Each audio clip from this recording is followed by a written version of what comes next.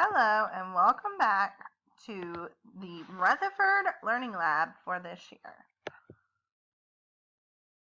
First of all, I would like to start by showing you a little video about the standards that we will be working on this year in our learning.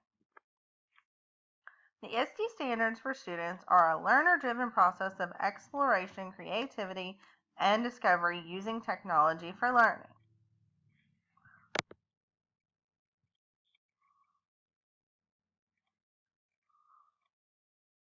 Shout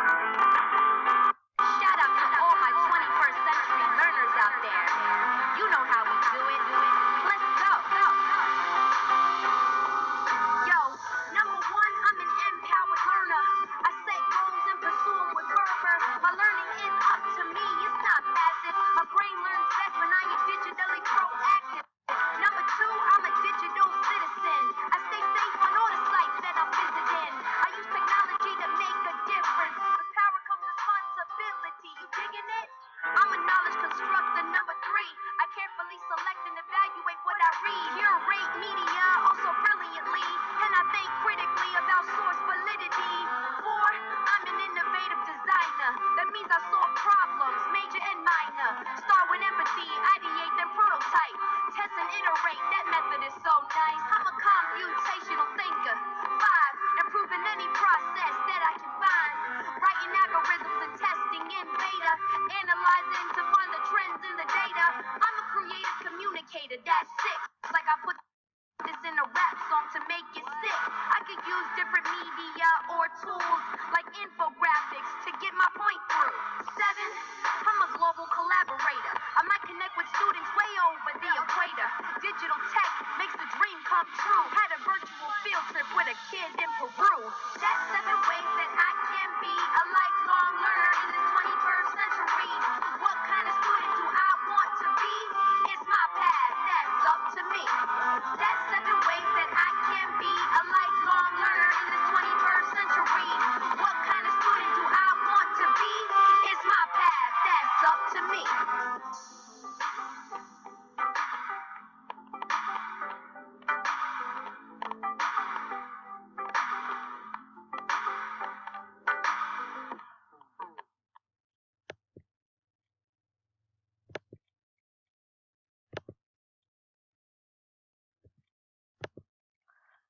Next, just a little bit about me. My name is Miss Page, and I'm married, and I have a son named Andrew.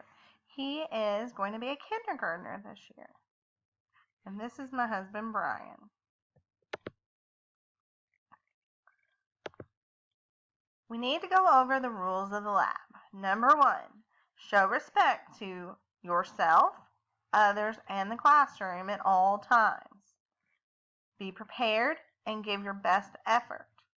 Do nothing to keep the teacher from teaching or yourself from learning. Consequences if you're not following the rules. You could have time out on the carpet or in another room, possible seating change, a loss of any type of rewards, student-teacher conference, conversation with your parents, either a phone call, a note home, or a dojo message, which we'll talk about later. Or I call the office to have SRT come and write a referral. So I mentioned dojo. Some of you have used Class Dojo in your other classes in the past. We're going to use it in the computer lab this year. Positive things that I'm going to be looking for include coming in quietly, being helpful, being on task, being a good listener, making sure when it's time to go your area is clean, and being ready to go lined up quietly, hard work, participating, and showing respect. Hopefully I will not have to mark any needs work points, but if I do, I would be looking for people being disrespectful, not following directions, not ready to go when asked, off task, out of your assigned area, talking out when you should be quiet, like when the teacher is giving directions, making unsafe choices.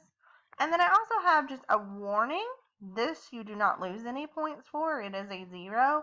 It's just to remind you that you've got something going on that you need to get in check. We're going to be using these points to earn a approved choices day at the end of each grading period.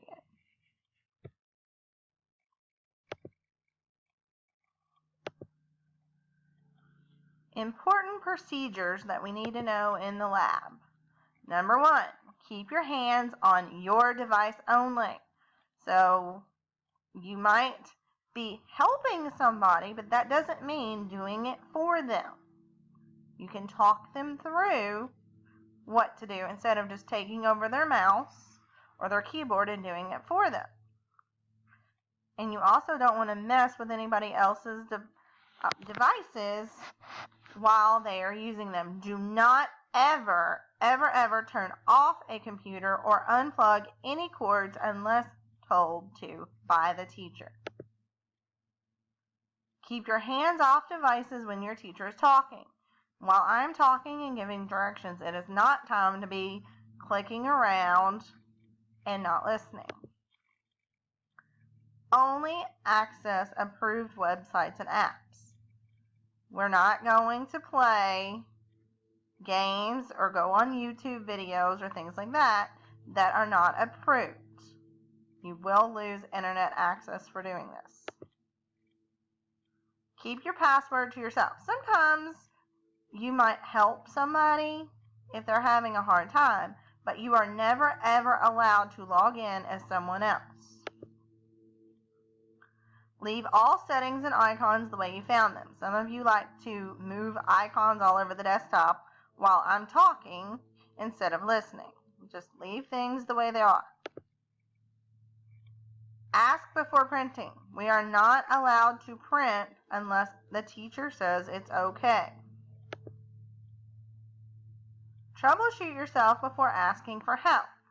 I'll tell you how to get my help here in just a minute, but it might be something simple you can figure out on your own, or you could whisper to your neighbor, like if you don't remember where to click to open up a site or something, you could whisper to your neighbor and have them help you.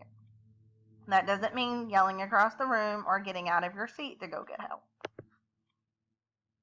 Push in your chair before you line up. I will turn the lights off, and that means that you need to stop and be ready to go. We line up after we're all standing behind our chairs quietly. We will practice this at the end of class.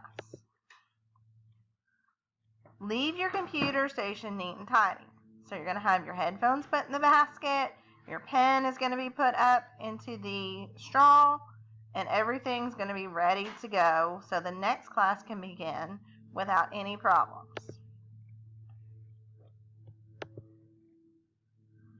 I have a special call to attention. We have the Give Me 5, which is a school-wide attention, so we could use that, but the specific one I have in my class is called Hocus Pocus, Everybody Focus. So the teacher would say, Hocus Pocus. Then you as students respond, Everybody Focus. As soon as you say that, you need to stop, look, and listen to what I am saying. This is not time to be playing around because I have something important I need to tell you. You can take your headphones off so that you can hear me better. If you need help, I have 2 cards here that look like light bulbs. One side, the orange side, says, need help, but I can keep working. The other side says, need help, now, can't go on. This will better help me know who I need to get to first when help is needed.